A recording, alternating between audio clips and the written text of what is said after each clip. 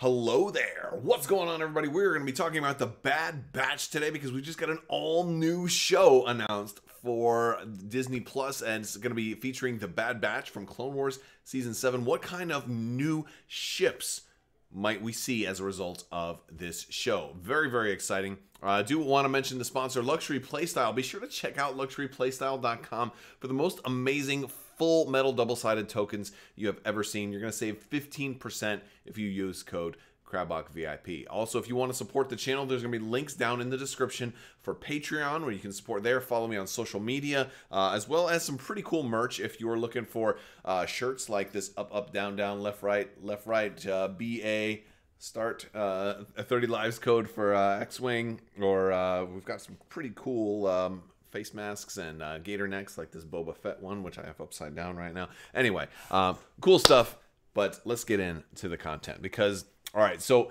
I want to throw out a little spoiler warning here because we're going to be talking about the Bad Batch. There may be some things mentioned about Clone Wars Season 7. If you haven't seen Clone Wars Season 7 already, there's, a story arc featuring the Bad Batch. And without going into too much detail, they're basically some clones that had some defects that gave them special talent. So they're basically, like a screwball kind of clone unit. And all of them, like, there's one really strong, one's really great aim, one's really smart, and one's the leader.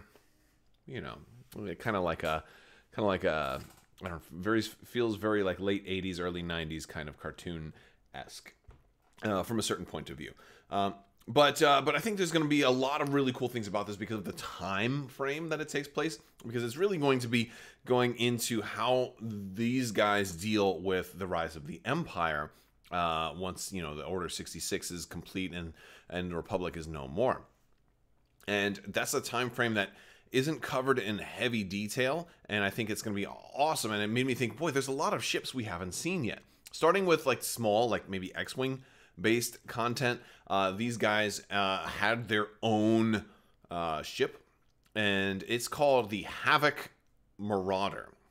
Now, this was basically it's a unique ship that they used, that basically they had a crew. It was kind of like a Lambda shuttle in a lot of ways, but they would take this on their missions. Now, I would imagine a ship like this to be able to be crewed. It also mentioned that they do a lot of like stealthy missions and stuff, so wouldn't surprise me if this ship perhaps had a cloaking device, and it could be anywhere from like a medium to a large ship. I feel like this is probably more of a medium ship if it were talking X-Wing, although it could be a standalone squadron if we're talking something like Star Wars Armada, which is pretty interesting. Now, speaking of Star Wars Armada, I think there's a lot of capital ships that we haven't really been able to see yet, at least in their canon form. And I think hopefully this will be a great opportunity to go into like maybe the Mandator class Star Dreadnoughts.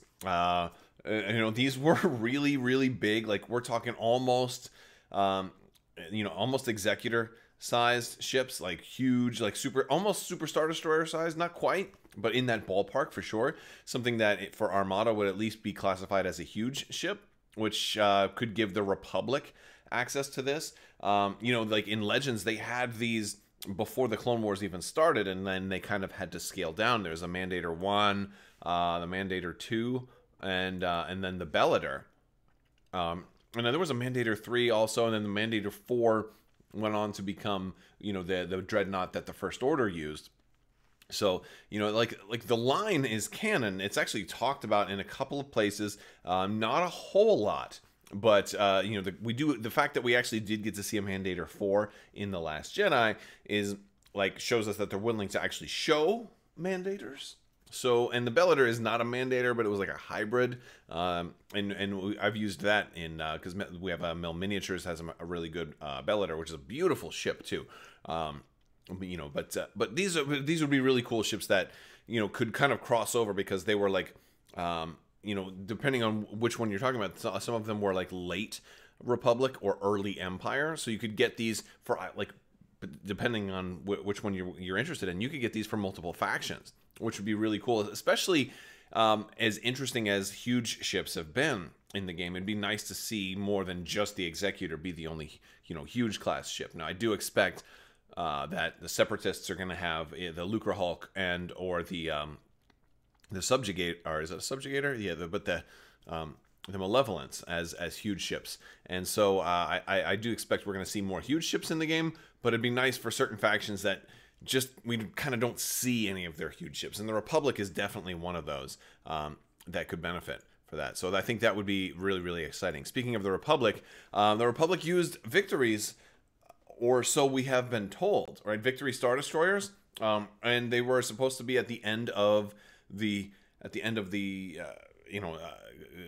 Clone Wars, but at early days of the Empire also. So whether we're talking an Imperial, I mean, we've already got Imperial Victories, but it'd be still nice to see them on screen. But it'd be also really nice to see Republic Victories too, especially if they want to have like those kind of flaps open so you can kind of maybe justify a different model. I think I'd get a kick out of that. I think I definitely would. Now, if we're talking early days of the Empire, it'd be also really nice to see Imperial Venators. Now, we kind of do know that Venators are coming already. I mean, obviously they were going to make those for the Republic, but we also saw some leaks and stuff that talked about Venators coming. But, you know, we really don't see a whole lot of Imperial Venators. And we know that they did exist. We know that they were in use. We know in Star Wars Rebels, Tarkin had an Imperial Venator kind of like frames behind his desk, and they're featured numerously in a lot of the books that happen to go along with the early days of the Empire. However, we don't get to see a lot of them in action, and so I'd really love a good look at like early Empire Venators crewed by like a mix of stormtroopers and clone troopers.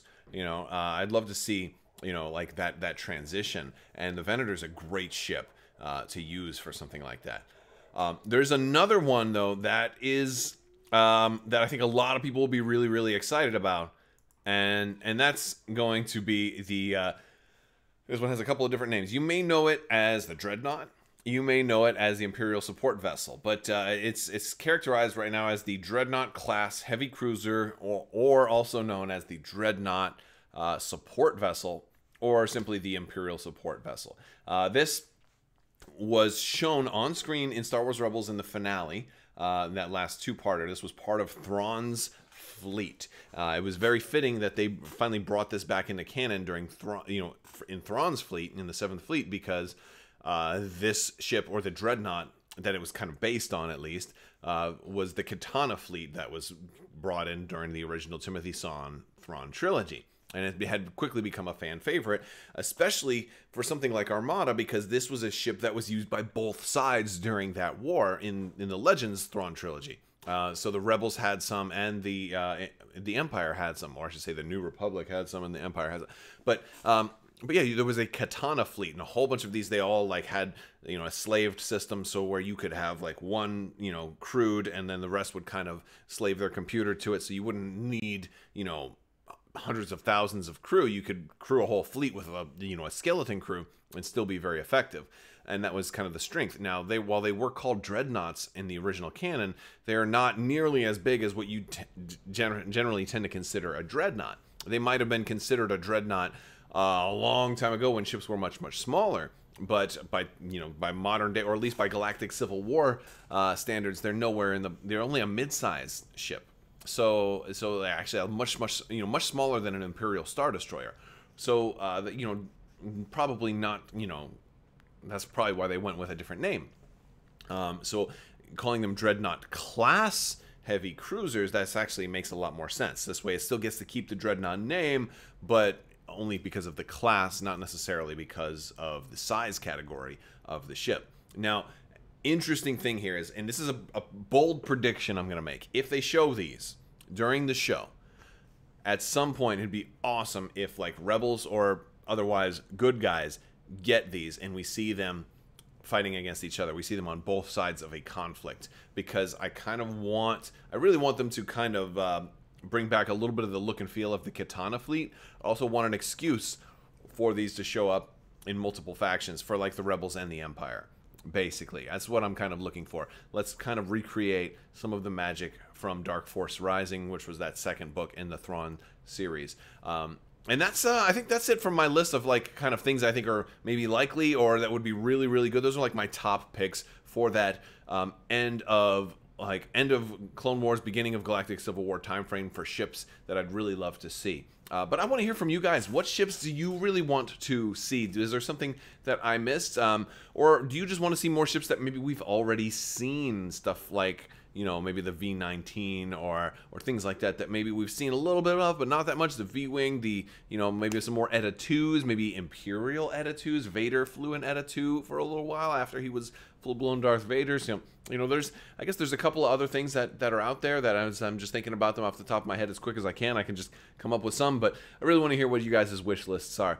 All right, guys, that's all I've got for you today. I want to thank you all so much for watching and for subscribing, and you know, let me know what you guys think down in the comments. If you liked the video, go ahead and give it a thumbs up. Big thanks to my patrons for your continued support as well. So I just want to thank you guys again, and as always, have a great day.